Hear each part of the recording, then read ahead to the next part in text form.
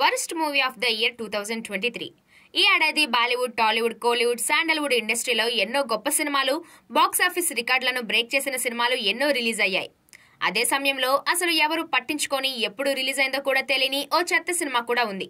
ఈ మూవీ పేరే కాదు, బాక్సాఫీస్ దగ్గర సాధించిన వసూళ్లు కూడా ఆశ్చర్యానికి గురి చేస్తాయి. సినిమాలకు ప్రేక్షకుల రేటింగ్స్ ఇచ్చే ప్రముఖ వెబ్సైట్ ఇంటర్నెట్ మూవీ డేటాబేస్ ప్రకారం 2023లో అతి తక్కువ రేటింగ్ వచ్చిన సినిమా కూడా ఇదే. ఈ మూవీ పేరు ది లేడీ కిల్లర్. అలాగని ఇందులో నటించింది అనామక యాక్టర్లు కాదు. బాలీవుడ్ లో మంచి పేరున్న అర్జున్ కపూర్, భూమి ఫడ్నేకర్ లాంటి వాళ్ళు నటించారు. 12 షోలు, లక్ష వసూళ్లు ఈ the lady killer movie November 3వ తేదీన రిలీజ్ అయింది. అజయ్ బెహల్ డైరెక్ట్ చేశాడు.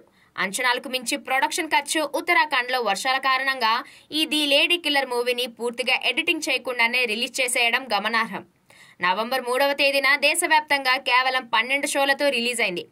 తొలి రోజు కేవలం 38,000 మాత్రమే వసూలు చేసింది. చివరికి ₹1,00,000 లైఫ్ టైం వసూలతో అడ్రస్ లేకుండా పోయింది.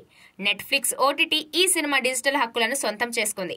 ది లేడీ కిల్లర్ మూవీ ప్రమోషన్లకు కూడా ఇందులో నటించిన వాళ్ళు ముందుకు రాకపోవడంతో అసలు ఈ మూవీ ఒకటి ఉందని ఎవరికి తెలియకుండా పోయింది. IMDbలోనూ ఈ ఏడాది కేవలం 1.5 రేటింగ్ తో అతి తక్కువ రేటింగ్ మూవీగా నిలిచిపోయింది.